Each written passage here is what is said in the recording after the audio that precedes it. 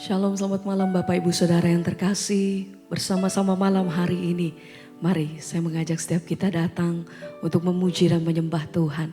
Saya percaya sepanjang hari ini ada begitu banyak kebaikan dan pertolongan Tuhan yang kita alami. Sebab itu mari bersama-sama malam hari ini kita bawa rasa ucapan syukur kita di hadapannya. Terima kasih Tuhan, kalau kami boleh ada sebagaimana kami ada Tuhan. Kami hidup di dalam kasih dan kemurahan Tuhan. Bahkan setiap hari kami mengalami kebaikan dan pertolongan Tuhan dalam hidup kami. Kami tahu, kami percaya Tuhan, bahwa Engkau senantiasa menyediakan apa yang terbaik bagi hidup kami. Rancangan-Mu atas hidup kami, rancangan yang indah, bukan rancangan yang gagal Tuhan. So itu malam hari ini sama-sama kami mau memuji, kami mau menyatakan bahwa senantiasa hidup kami ada di dalam tangan Tuhan. Terima kasih Bapa. Segala pujian kami bagi-Mu Tuhan.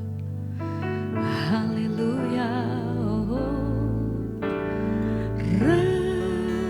Rencana-Mu oh Tuhan, indah bagiku, tak terbatas oleh pikiranku. Amin. Firman-Mu ya dan amin. Sumber kekuatan, Kau pengharapanku, Kau terbaik bagiku. Mari bersama-sama katakan pujian ini. Oh, rencana-Mu oh Tuhan, indah bagiku, tak terbatas oleh pikiranku. Firman-Mu ya dan amin, amin. Sumber kekuatan, Kau pengharapanku, Kau terbaik bagiku. Rencana-Mu Tuhan, rencana-Mu oh Tuhan, indah bagiku, Kau menyediakan yang terbaik bagi hidup kami Tuhan. Amin. Sebab firman-Mu ya dan amin, amin. Sumber kekuatan, Kau pengharapanku, Kau terbaik bagiku. Rencana-Mu adalah rancangan damai sejahtera bagi hidup kami Tuhan. Kami berpegang teguh di dalam Engkau. Kami menyerahkan seluruh pengharapan kami di dalam tangan-Mu Tuhan. Kami tahu bahwa tidak ada rancangan-Mu yang gagal atas hidup kami. Segala sesuatunya mendatangkan kebaikan bagi setiap kami. Ajar hati kami senantiasa berserah penuh di dalam Engkau Tuhan. Supaya kami tahu bahwa senantiasa Tuhan selalu berjalan bersama-sama dengan kami. Kami punya Tuhan yang senantiasa setia di dalam jalan hidup kami Tuhan.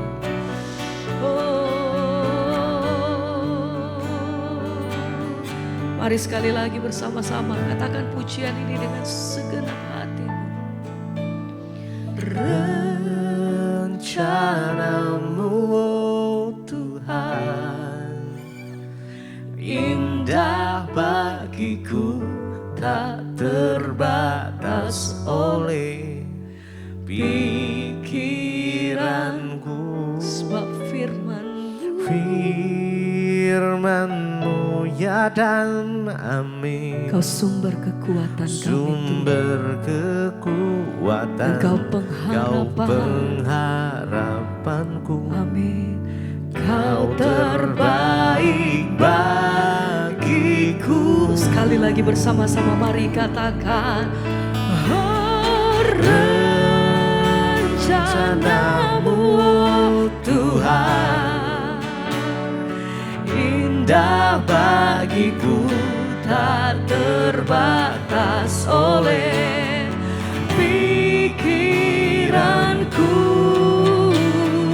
Firman-Mu ya dan amin, sumber kekuatan, Kau pengharapanku, Kau terbaik bagiku.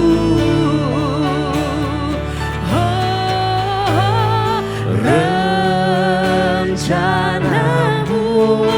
Tuhan, indah bagiku, tak terbatas oleh pikiranku.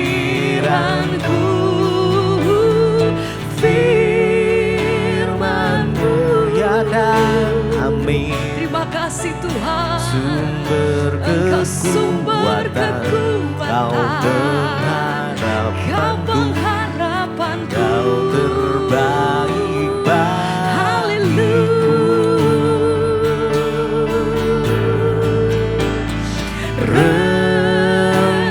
Rencana-Mu Tuhan, Terima kasih Bapa. indah bagiku, Engkau menyediakan apa yang tak terbaik bagi hidup terbatas kami. oleh Oh, pikiranku.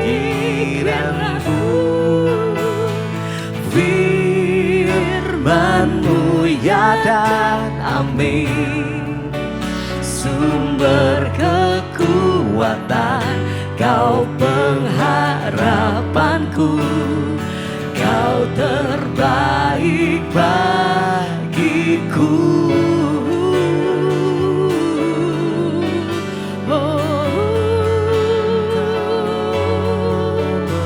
Terima kasih Tuhan, kami bersyukur sebab kami terima apa yang terbaik dari Engkau. Sebab itu layak Kau terima apa yang terbaik dari setiap persembahan kami Tuhan. Segala pujian kami, hormat kami bagi-Mu. Haleluya.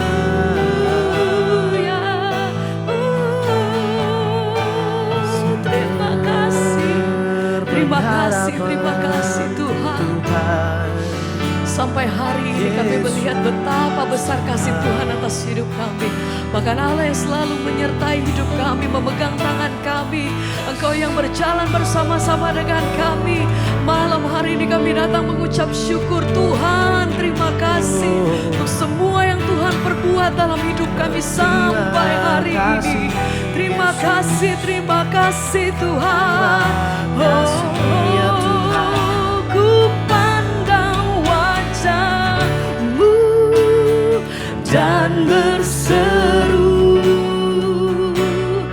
pertolonganku datang dari-Mu. Peganglah tanganku, jangan lepaskan. Kau harapan, hanya Yesus Dalam hidup, mari dengan segenap hati sama-sama katakan, ku pandang wajah-Mu dan berseru, pertolonganku datang dari-Mu. Peganglah tanganku, jangan lepaskan. Engkau satu-satunya pengharapan hidup kami Tuhan. Lagi bersama dengan iman, mari bersama katakan, pandang hanya wajah-Mu kepadamu dan berseru, Tuhan. pertolonganku datang dari-Mu. Peganglah tanganku, jangan lepaskan.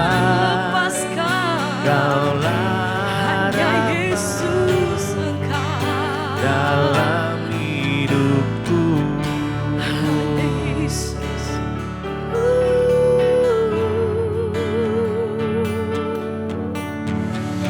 berharap penuh hanya di dalam Engkau Tuhan.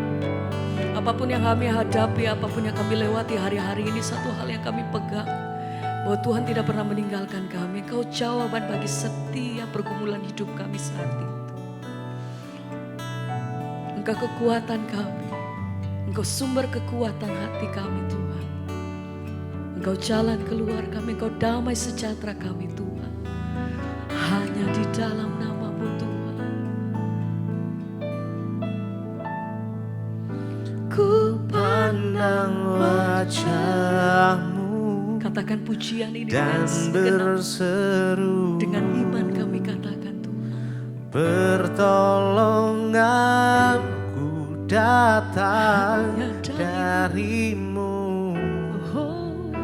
Peganglah tanganku, jangan lepaskan. Engkau harapan, Kaulah harapan, Engkau kekuatan dalam hidupku.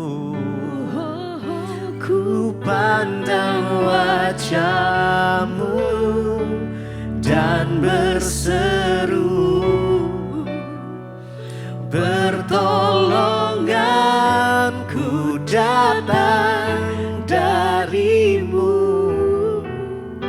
Peganglah tanganku, jangan lepaskan.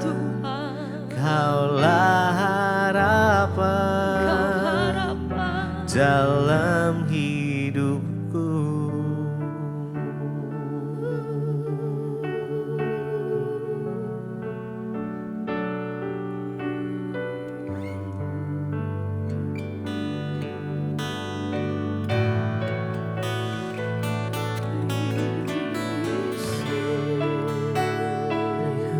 Mau selalu bersyukur Tuhan, kami mau selalu bersyukur.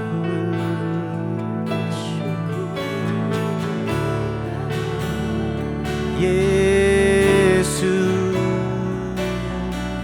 Yesus,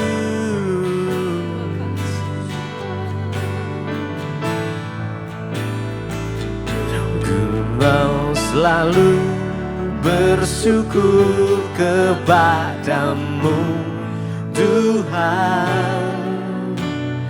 Anugerah-Mu mempesonaku, selalu dan selalu Kau angkat hatiku. Kau membuatku berharga di mata-Mu. Ku mau selalu bersyukur kepadamu Tuhan. Anugerah-Mu mempesonaku, selalu dan selalu Kau angkat hatiku.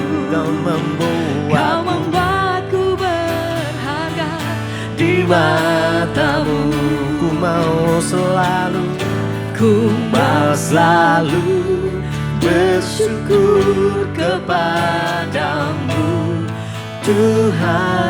Anugerah-Mu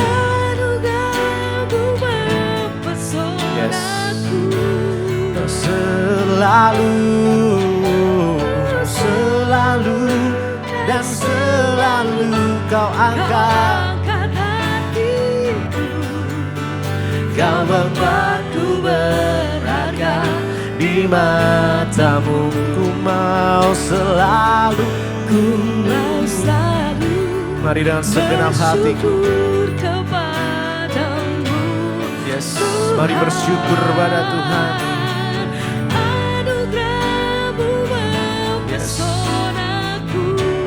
Selalu dan selalu Kau angkat hatiku. Kau membuatku berharga di mata.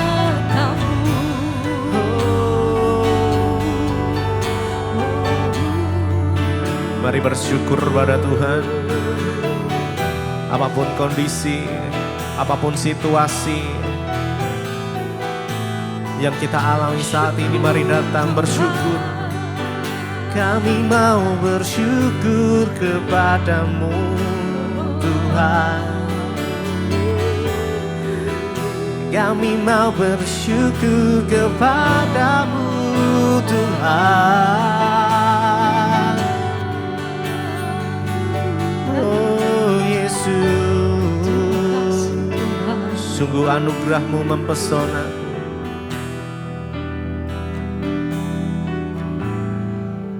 Mari sama-sama. Ku mau selalu bersyukur kepadamu Tuhan. Anugerah-Mu mempesonaku selalu dan selalu. Kau angkat hatiku, Kau membuatku berharga di mata-Mu. Ku mau selalu bersyukur kepadamu Tuhan. Anugerah-Mu mempesonaku selalu dan selalu. Kau angkat hatiku, Kau membuatku berharga di mata-Mu.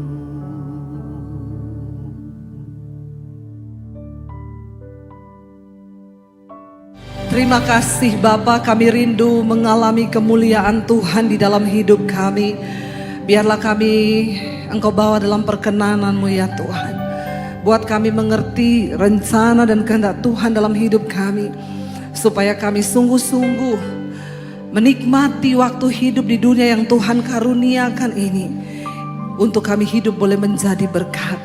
Karena kemuliaan Tuhan ada atas hidup kami. Urapi hamba-Mu yang tidak ada apa-apanya. Urapi setiap kami. Kami buka hati bagi firman Tuhan di dalam nama Yesus. Yang percaya Tuhan di tengah kita, memberkati kita. Katakan bersama. Amin, amin. Tepuk tangan sorak-sorai buat Tuhan. Silahkan duduk Bapak Ibu, shalom. Iya. Bapak Ibu, ya tidak ada yang lain yang kita rindukan di dalam hidup pengiringan kita kepada Tuhan. Selain kita ini hidup dan melihat kemuliaan Tuhan. Amin. Ya, karena ketika Tuhan memanggil kita untuk percaya kepada Dia, Tuhan sudah menyediakan kemuliaannya bagi kita. Dan apa yang terpenting yang harus kita dapatkan di dalam hidup pengiringan kita kepada Tuhan, yaitu ya kemuliaan Tuhan itu. Karena kemuliaan itu berbicara tentang kemenangan. Kemuliaan Tuhan berbicara tentang kelepasan, tentang semua hal yang kita rindukan terjadi. Saya banyak mendapatkan konseling, ibu saya ini sudah bertahun-tahun ikut Tuhan. Saya sudah berdoa, saya sudah ini, saya sudah itu, saya sudah ini dan itu.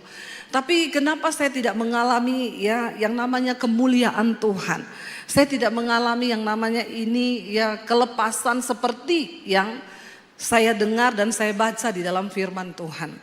Hari ini kita akan belajar dari kisah hidup bangsa Israel. Bagaimana ketika bangsa Israel mengalami kehilangan kemuliaan Tuhan. Ya, saya akan ambil dari 1 Samuel pasal yang keempat. Saya sedikit beritahu kepada kita kisahnya. Pada waktu itu, ketika Tuhan sudah tidak berkenan atas Imam Eli dan keluarganya. Ya, Imam Eli adalah orang yang dipilih menjadi imam ketika itu di Silo. Ya, dan dia menjadi imam membawa bangsa itu untuk dekat kepada Tuhan. Tapi kegagalan Eli adalah ketika dia membiarkan kedua anaknya itu hidup di dalam dosa. Ya, dosa apa yang dilakukan oleh anak-anaknya Eli? Mereka mengambil bagian Tuhan. Ya, kalau bangsa Israel datang mempersembahkan korban bakaran, ya kambing, domba, sapi untuk dipersembahkan sebagai korban penghapusan dosa. Anak-anaknya itu meminta. Harusnya itu korban diolah dulu bagi Tuhan pertama kali dipersembahkan. Tapi anak-anak Imam Eli berkata, berikan kepada kami. Lalu petugasnya berkata, ini kita buat Tuhan dulu, nggak usah, pokoknya kami mau bagian ini. Mereka yang tentukan apa yang menjadi hak mereka. Dan Tuhan marah, bahkan ketika pada waktu itu anak-anak Imam Eli, Hofni dan Pinehas, mereka meniduri ya wanita-wanita yang melayani ya di bait Tuhan pada waktu itu. Mereka melakukan segala kecemaran, kenajisan, percabulan bahkan di rumah Tuhan. Dan itu menjadi satu dosa yang Tuhan berkata kepada Imam Eli, karena engkau membiarkan anak-anakmu hidup tidak menghormati aku, maka mulai dari hari ini aku akan menghukum engkau dan keluargamu. Dan Tuhan berkata, tidak ada lagi korban apapun yang dapat menghapus dosa keluarga Imam Eli. Maka satu keadaan yang sangat malang bagi seorang manusia ya adalah ketika dia dosanya tidak diampuni. Amin apa amin? Ya, firman Tuhan berkata, berbahagialah orang yang dosanya diampuni dan yang meninggalkannya. Ya, tetapi terkutuklah orang yang dosanya bahkan tidak diampuni. Tuhan berkata, tidak ada lagi korban yang bisa menghapus dosa dari Imam Eli dan keluarganya. Sejak hari itu, Tuhan mulai memilih seorang pengganti, yaitu Samuel, yang akan menggantikan Imam Eli. Dan kita melihat dalam keadaan itu Israel hidup kehilangan kemuliaan Tuhan. Bapak Ibu, seringkali kita merasa kita masih ke gereja, kita masih melakukan rutinitas kekristenan kita, tapi tanpa kita sadari seringkali kita ini hidup tanpa kemuliaan Tuhan. Waktu engkau hidup dalam kemuliaan Tuhan, semua orang akan melihat, wow, dia sungguh orang yang disertai Tuhan. Amin. Karena kita adalah suratan Kristus yang terbuka, yang hidup kita harusnya dapat dibaca oleh semua orang. Apa yang terjadi ketika kemuliaan Tuhan meninggalkan bangsa Israel? Mari kita lihat 1 Samuel pasal yang keempat. Tulisannya, judulnya di sana adalah tabut Tuhan dirampas ya, Filistin merebut tabut perjanjian. Ayat yang pertama, perkataan Samuel dinyatakan kepada seluruh bangsa Israel ya. Sekarang bangsa Israel pergi berperang menghadapi bangsa Filistin. Mereka berkemah di samping ya di samping Ebenezer, dan bangsa Filistin berkemah di Afek. Ayat yang kedua, baca sama-sama ya supaya saudara tidak nganggur. Jadi saya juga ada temennya, nanti kalau nganggur tidur. Orang itu kalau kebanyakan nganggur bahaya, amin. Ya supaya saudara aktif juga. Saya tahu nih banyak yang gak baca Alkitab di rumah. Jadi baca Alkitab di gereja. Yuk baca bersama 1, 2, 3. Bangsa Filistin mengatur posisi barisan mereka untuk menghadapi Israel. Pada saat terjadi pertempuran, bangsa Israel terpukul kalah oleh bangsa Filistin. Mereka menewaskan kira-kira 4.000 orang dari pasukan Israel di medan pertempuran. Israel kalah atau menang? Berapa ribu orang yang tewas? 4.000. Kalah, Israel kalah terhadap orang Filistin. Ayat yang berikutnya, lalu orang-orang itu masuk ke dalam kemah dan berkata para tua-tua Israel, mengapa hari ini Yahweh membuat kita kalah di hadapan bangsa Filistin? Marilah kita membawa tabut perjanjian Yahweh dari Silo ke tengah-tengah kita, agar tabut itu dapat menyelamatkan kita dari musuh-musuh kita. Ketika mereka kalah terpukul 4.000 orang mati, bangsa Israel berpikir, loh kan ada tabut. Tabut berbicara tentang kemuliaan Tuhan. Tabut itu berbicara tentang kehadiran Tuhan. Tabut itu berbicara tentang kemenangan. Tabut itu berbicara tentang kuasa Tuhan yang dahsyat. Kenapa kita nggak ambil tabut itu, lalu kita bawa ke tengah-tengah tempat pertempuran? Mereka percaya kalau tabut itu ada bersama-sama dengan mereka, maka mereka akan mengalami kemuliaan, yaitu kemenangan di medan pertempuran. Apa yang terjadi? Kita lanjutkan ayat yang kelima. Ayat yang keempat ya. Ayat yang keempat. Lalu baca bersama, bangsa itu mengutus ya orang ke Silo supaya mereka mengambil dari sana tabut perjanjian Yahweh Sabot itu. Yahweh semesta alam yang berdiam di antara kerub-kerub. Kedua anak laki-laki Eli yaitu Hofni dan Pinehas ada di sana bersama tabut perjanjian Elohim itu. Hofni dan Pinehas ada di sana. Mereka tahu tabut itu di sana dan mereka mengizinkan tabut itu dibawa pergi. Padahal mereka tahu tidak sembarangan untuk membawa tabut itu pergi dari sana. Ya, harus ada persetujuan dari Imam Eli dan lain sebagainya, tapi kedua anak ini ya mengambil alih, bahkan tidak bertanya apa-apa. Mereka membawa tabut itu. Ayat yang kelima berkata, ketika tabut perjanjian Yahweh itu masuk ke dalam perkemahan, seluruh orang Israel bersorak dengan nyaring sampai bumi bergoncang. Wow enggak? Wow. Kenapa mereka bersorak dengan nyaring? Karena mereka berpikir, wow, kemenangan besar akan terjadi. Waktu tabut itu ada, kemuliaan Tuhan datang, maka kita pasti akan menang. Lalu mereka bersorak-sorai sampai bumi bergoncang. Saudara pernah bersorak sampai bumi bergoncang? Rumahmu aja lah, kamarmu aja bergoncang ada? Tapi kayaknya ini teriakan dahsyat banget ya. Sampai membuat bumi bergoncang.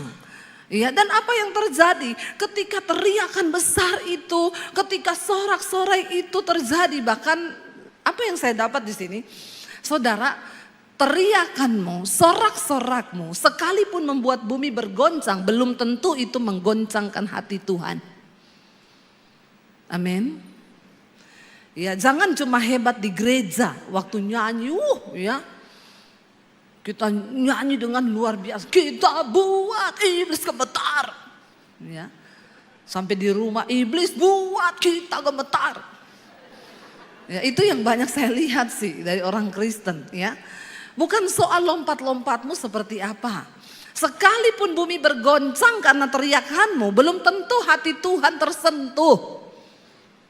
Bangsa Israel bersorak-sorai karena tabut itu datang. Tapi mereka tidak sadar bahwa kemuliaan Tuhan sudah tidak ada bersama-sama dengan mereka. Mereka gak sadar bahwa kemuliaan Tuhan gak tinggal lagi dengan mereka. Kita lihat ayat yang berikutnya berkata begini. Bangsa Filistin mendengar keributan dari teriakan itu dan berkata, apakah arti keributan dari teriakan dahsyat di perkemahan orang-orang Ibrani itu? Lalu mereka mengetahui bahwa tabut Yahweh telah datang ke dalam perkemahan itu. Orang Filistin penasaran. Apa yang membuat mereka bersorak begitu hebat? Setelah diselidiki, oh ternyata tabut Tuhan sudah dibawa ke perkemahan Israel di medan pertempuran. Lalu apa yang terjadi ketika orang Filistin tahu bahwa tabut itu dibawa? Baca bersama ayat 7. Bangsa Filistin menjadi takut. Takut. Bahkan musuh-musuh Israel pun gemetar. Ketika mereka mendengar tentang tabut Tuhan yang dibawa. Karena mereka tahu bahwa tabut itulah yang sudah membuat banyak mujizat besar di antara orang Israel. Mereka tahu ketika Tuhan hadir, maka sesuatu itu pasti terjadi. Mereka tahu bahwa ketika Tuhan, ya, yang semesta alam itu ada di pihak Israel, maka mereka nggak bisa berbuat apa-apa. Dikatakan di sana mereka berkata, mereka menjadi takut. Mereka berkata, Elohim telah datang ke dalam perkemahan itu. Lalu mereka juga berkata, celakalah kita sebab belum pernah ada yang seperti itu sebelumnya. Mereka sangat tahu tidak ada Tuhan yang seperti Tuhannya orang Israel. Tidak ada kuasa lain yang sebelumnya pernah terjadi di tengah-tengah orang Israel, bagaimana ketika kemuliaan Tuhan itu hadir, sesuatu yang luar biasa pasti terjadi. Kita lihat ayat yang ke-8, ayat yang ke-9, ayat yang ke-8 berkata, celakalah kita. Orang Filistin bilang, sudah celaka kita pasti. Siapakah yang akan melepaskan kita dari tangan Elohim yang hebat itu? Itulah Elohim yang telah menghajar bangsa Mesir dengan setiap tulah di padang gurun. Mereka mendengar apa yang dilakukan oleh Tuhan ketika Tuhan hendak membebaskan umatnya bangsa Israel. Tulah demi tulah terjadi. Mereka juga tahu bahwa Tuhan yang sama yang menyertai bangsa itu yang sudah membelah laut. Sehingga pasukan Fir'aun mati semua, tenggelam di laut itu. Mereka juga tahu Tuhan yang sama itu, Tuhan yang berjalan bersama-sama bangsa Israel, yang memberi tiang awan ketika panas terik itu datang. Mereka juga tahu Tuhan itu yang memberi sinar, memberi tiang api di tengah malam kegelapan di padang gurun. Mereka tahu Tuhan yang sama, Elohim itu yang sudah menurunkan mana dari sorga. Itulah kemuliaan Tuhan. Itulah kedahsyatan Tuhan. Biar musuh-musuhmu, biar orang lain melihat bahwa hidupmu itu disertai Tuhan. Sehingga mereka akan berkata, wow, sungguh Tuhan yang dia sembah itu Tuhan yang dahsyat. Karena itu jangan biarkan kemuliaan itu hilang dari hidupmu. Kita akan lihat bersama apa yang terjadi. Bangsa Filistin takut, gemetar melihat Elohim datang bersama-sama orang Israel. Lalu mereka berkata begini, kuatkanlah dirimu. Orang Filistin, dia bilang, kuatkanlah dirimu dan bertindaklah berani seperti seorang laki-laki. Memang laki-laki itu harusnya berani. Amin bapak-bapak. Di sini nggak ada laki-laki yang penakut kan? Kalau kau penakut sebagai laki-laki, berhenti jadi laki-laki. Terus jadi apa bu? Cucok meong. Jangan jadi cucok meong ya. Harus bertindak seperti seorang laki-laki yang dewasa, ya. Dan ini bagi kita semua juga di sini, ya. Artinya apa? Spiritnya itu loh yang harus kita ambil. Walaupun kita wanita, kita harus bertindak seperti seorang laki-laki ketika di dalam perjuangan iman. Artinya apa? Laki-laki itu ya lambang dari kekuatan, kedewasaan. Tapi ada yang bilang, bu suami saya itu nggak dewasa-dewasa. Memang susah mengukur kedewasaan laki-laki. Kecuali ketika dia ada di tukang potong rambut. Kalau dia bayarnya 50.000 itu berarti dia laki-laki dewasa. Karena ada tulisannya dewasa 50.000, anak-anak 25.000. Ya, hanya di situ saja kelihatan kedewasaan laki-laki itu. Waktu dia bayar potong rambut. Tapi di sini tidak, semua laki-lakinya dewasa, amin. Haleluya. Kok aminnya kurang mantap gitu ya. Ya, laki-laki yang dewasa itu menjadi imam yang benar bagi rumah tangganya. Suami yang benar bagi keluarganya. Yang berdiri teguh di dalam firman. Amin bapak-bapak. Itu adalah tanggung jawabmu. Ya, harus bawa istri dan anak-anakmu takut Tuhan. Kalau engkau saja sebagai seorang imam sudah tidak berdiri benar, maka rumah tanggamu pasti goyang. Orang Filistin berkata, jangan takut, kuatkanlah dirimu. Bertindaklah sebagai seorang laki-laki. Hai orang-orang Filistin, supaya kamu tidak menjadi budak orang-orang Ibrani itu. Sebagaimana dahulu mereka adalah budak-budakmu. Kamu harus memberanikan diri dan berperanglah. Satu yang membuat orang Filistin menjadi semangat, mereka bilang, jangan sampai kamu kalah dan kamu akan jadi budak. Menjadi budak itu tidak enak. Demikian juga menjadi budak dosa itu tidak enak. Ada banyak orang Kristen yang hidup sebagai budak dosa. Setiap hari dia jatuh dalam dosa yang sama, engkau sedang diperbudak. Hari ini apapun yang memperbudak hidupmu, lepaskan di dalam nama Yesus. Ada orang yang berkata, bu, saya sukanya selingkuh bu. Tapi saya tahu itu dosa bu, tapi saya mau lepas nggak bisa-bisa ya bu. Saya bilang, ya kamu mau lepas, kamu udah tahu. Itu sama dengan orang bilang gini, saya ini tiap hari jatuh di got bu. Tapi saya bingung ya jatuh terus kenapa? Soalnya saya mainnya deket got. Nanti kalau jatuh di got, yang salah siapa? Got. Ya. Kayak ada bapak-bapak di Sulawesi. Istrinya bilang, kalau kau pulang gereja, kau jangan habiskan itu anggur perjamuan, nanti kau mabuk lagi. Dia bilang tidak, nanti kau jatuh di got. Saya malu tahu, setiap kali kamu pulang gereja, kamu mabuk, kamu jatuh di got. Nanti orang datang panggil, bu itu loh suaminya di got. Dia bilang, saya malu. Suaminya bilang, tenang, saya sudah hafal di mana itu got. Jadi saya tidak mungkin jatuh di got. Iya, bener. Besoknya pulang gereja orang datang, bu suamimu jatuh di got. Dia datang ambil suaminya. Saya kan sudah bilang pak, saya itu malu kau jatuh di got terus karena mabok. Keluar kau. Dia bilang, kemarin tidak ada got di sini. Kenapa? Ada got. Siapa yang pindahin nih got ke sini? Nah, yang salah got. Orang itu kalau diperbudak dosa, ya selalu dia salahin orang.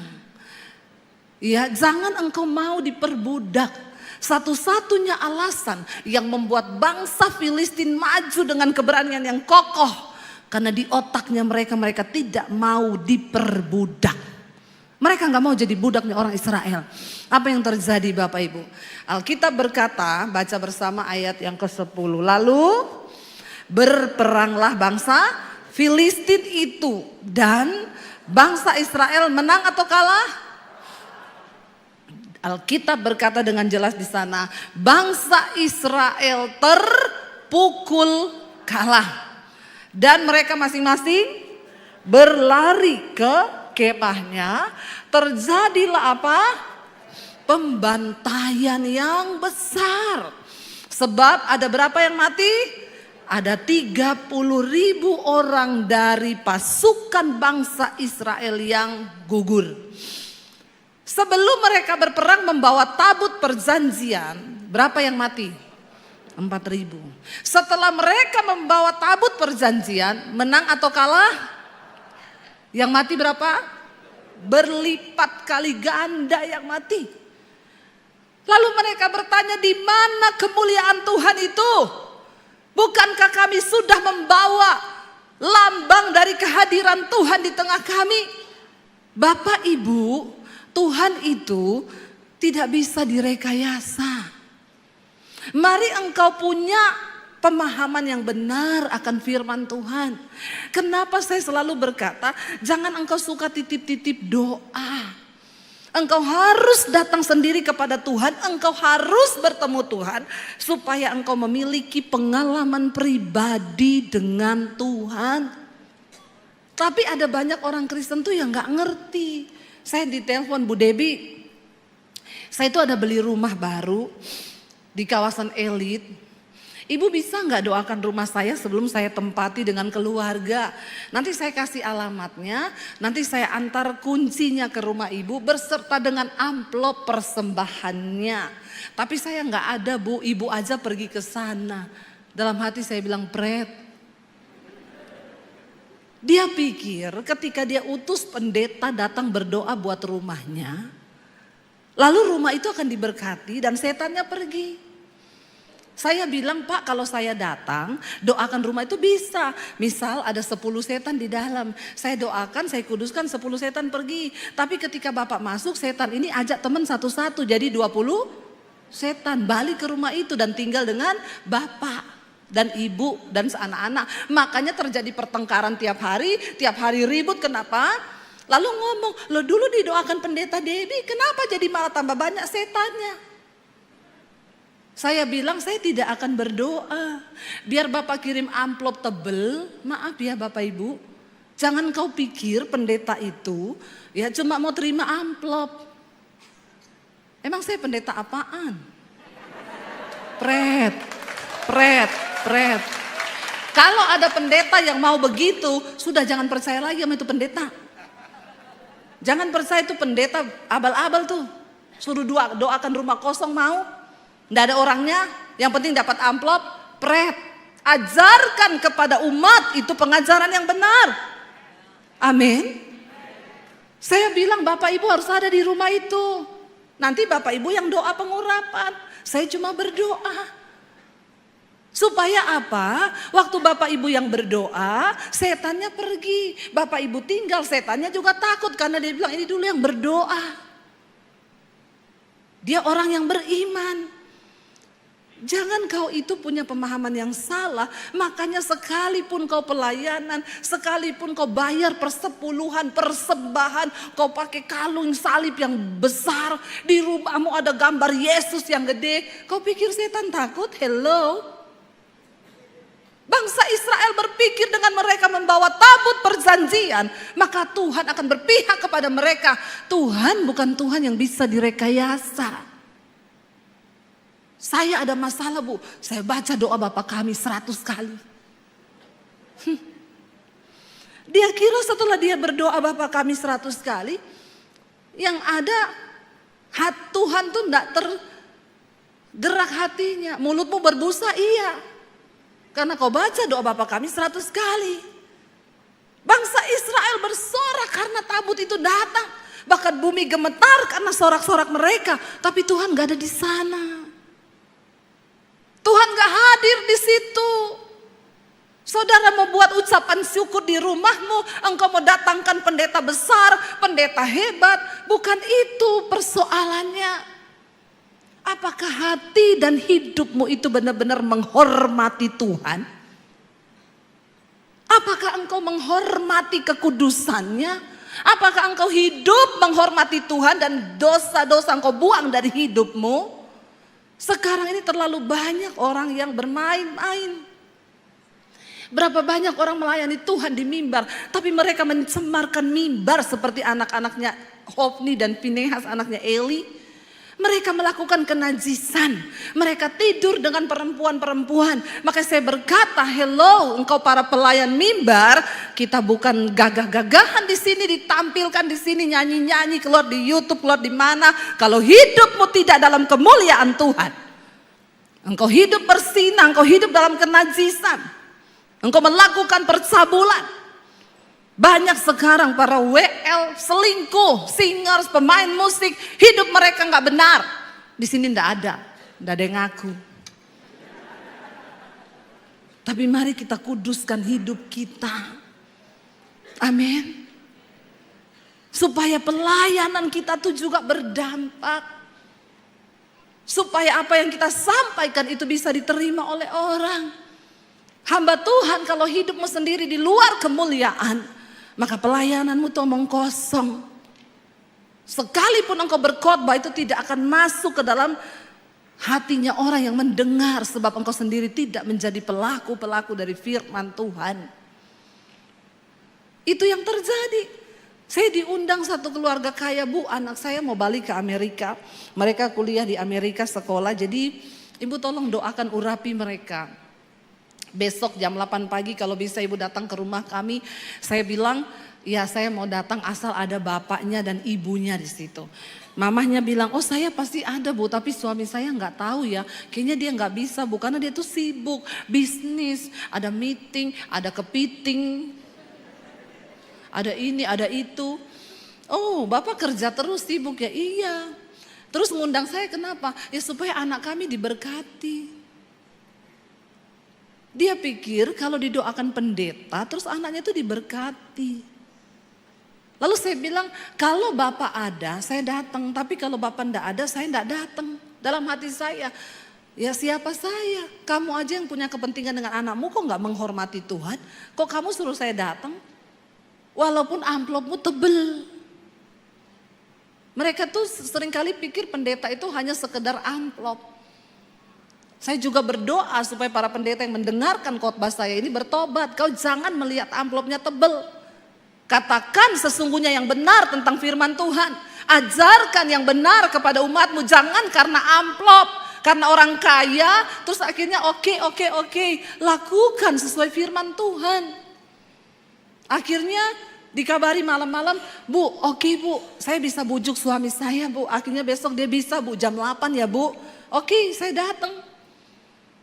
Ketika sudah berkumpul saya berdoa, lalu saya bilang nanti saya akan berdoa buat anak-anak. Tapi yang akan mengurapi anak-anak ini bapak dan ibu. Suaminya mulai kelimpungan bingung. Hah? Saya? Saya bilang, loh kenapa Pak? Ya, tidak ada berkat yang lebih besar bagi seorang anak daripada berkat dari orang tua. Amin.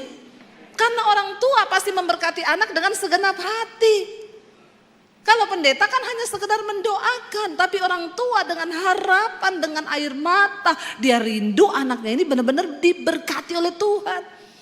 Lalu, loh, Bu Debbie sini sebentar Bu, saya diajak ke ruang sebelah, kenapa? Bu, kan katanya kalau kita doakan berkat, tumpang tangan kepada orang itu bisa transfer spirit ya Bu. Terus saya bilang, iya kenapa Pak? Lah nanti saya kalau doakan anak-anak saya bisa transfer spirit. Emang Bapak ada roh apa ya? Kok takut anaknya transfer spirit? Emang spirit apa yang ada dalam Bapak? Terus ya kan bukan gitu ya Bu. Maksudnya kalau saya ada dosa ya nanti ya emang dosa apa yang ada sama Bapak? Ini yang saya suka saudara. Ya, kenapa? Kenapa saya panggil? Karena saya tahu yang begini-begini ini. Kenapa Pak? Ada dosa apa? Mending Bapak sekarang bertobat. Saya kasih Bapak waktu beberapa saat supaya Bapak bertobat dulu. Setelah Bapak bertobat, minta ampun sama Tuhan, kuduskan tanganmu, kuduskan hatimu dan hidupmu, lalu engkau lepaskan berkat buat anak-anakmu.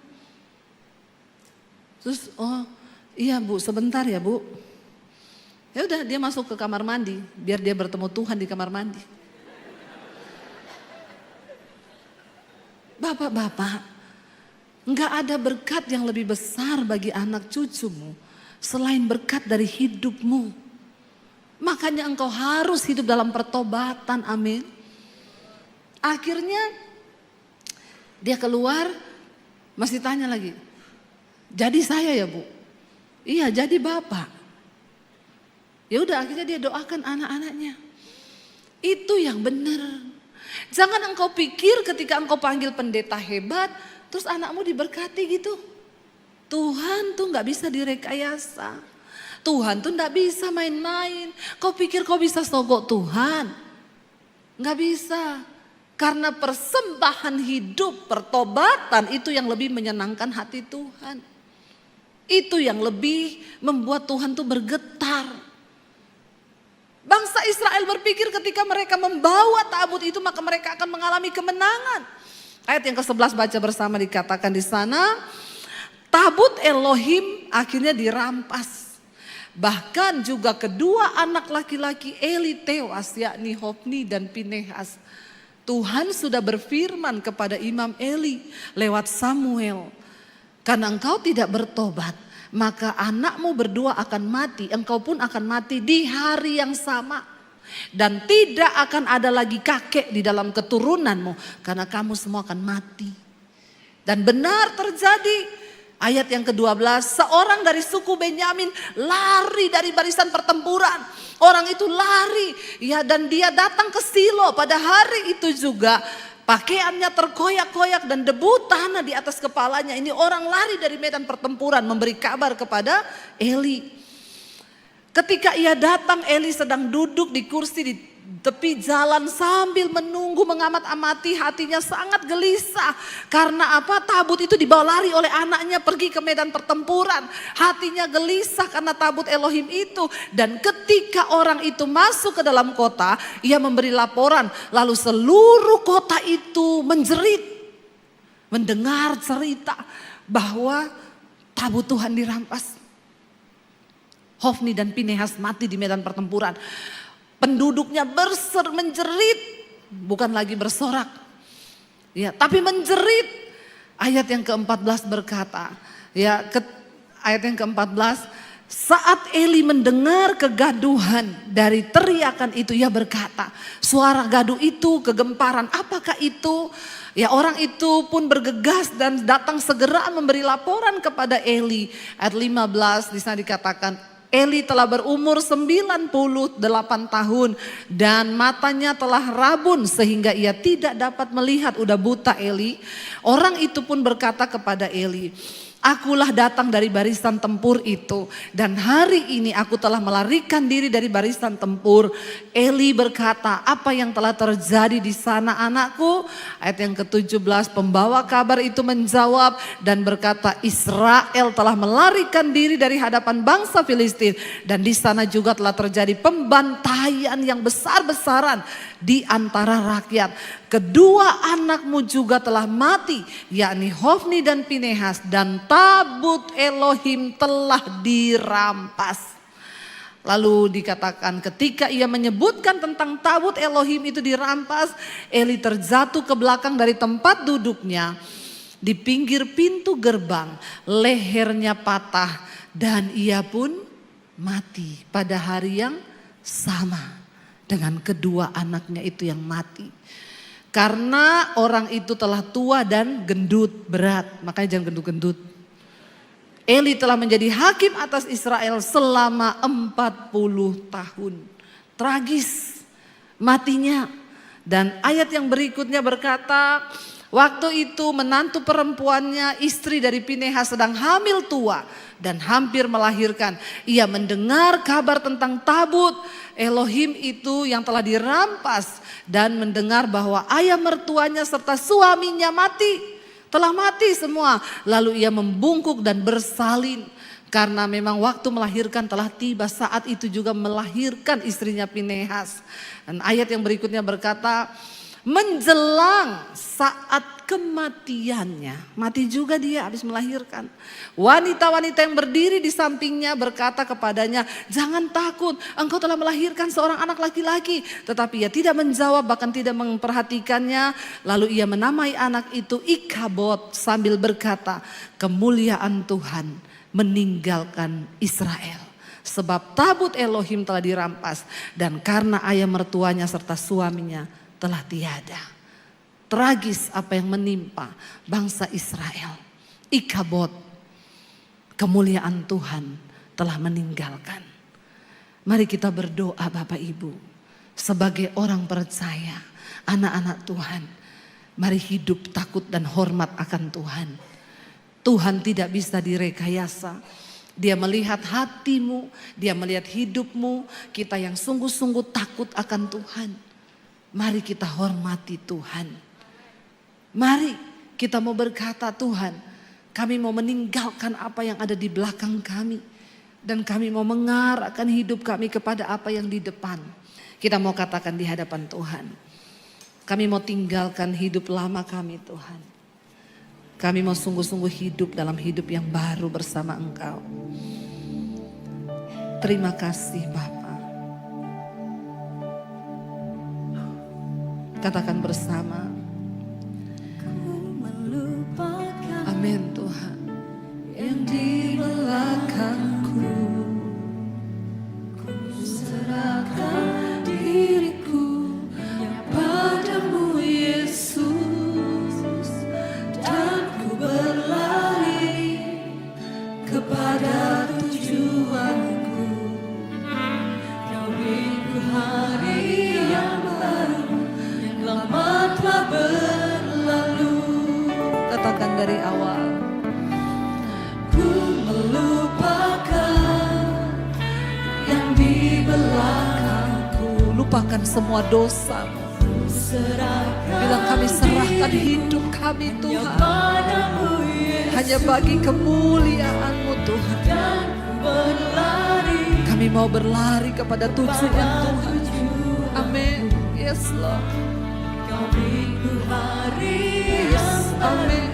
Yang lama telah berlalu. Angkat tanganmu di hadapan Tuhan dengan iman. Katakan, rencana-Mu Tuhan indah bagiku, tak terbatas oleh pikiranku.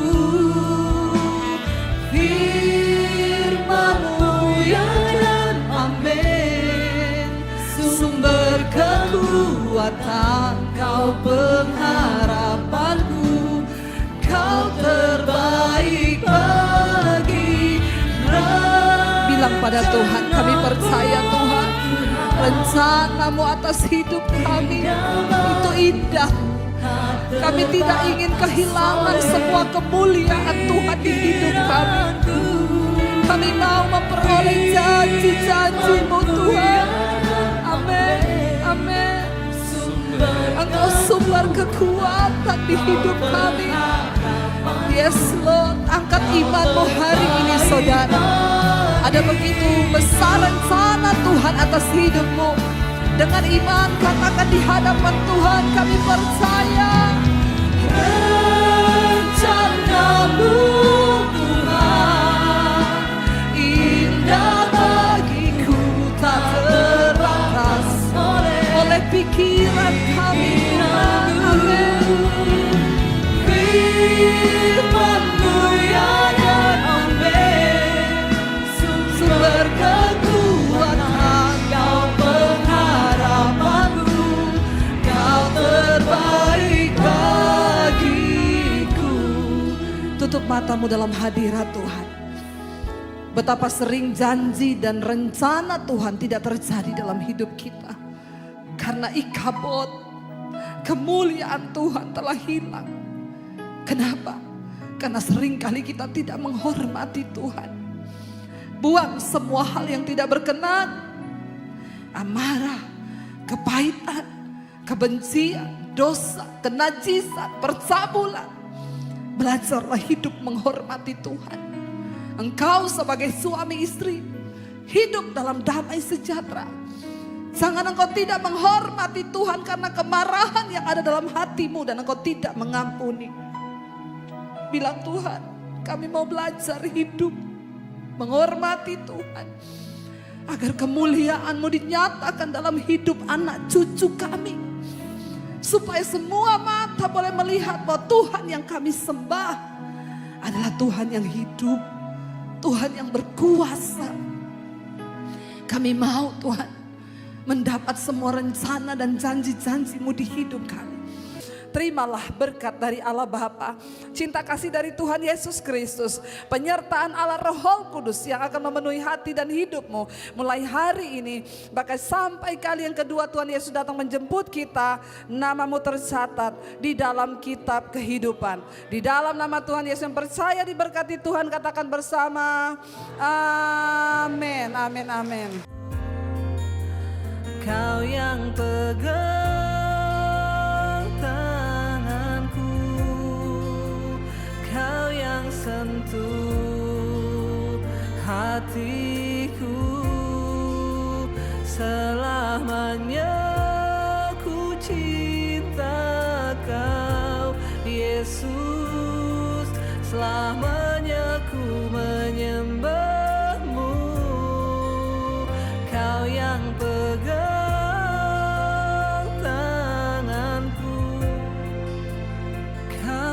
sentuh hatiku,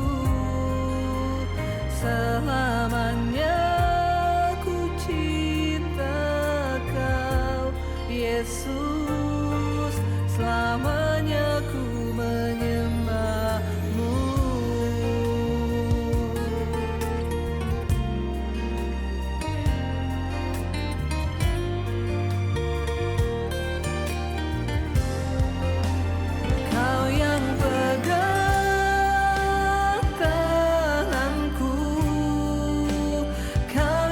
Sentuh hati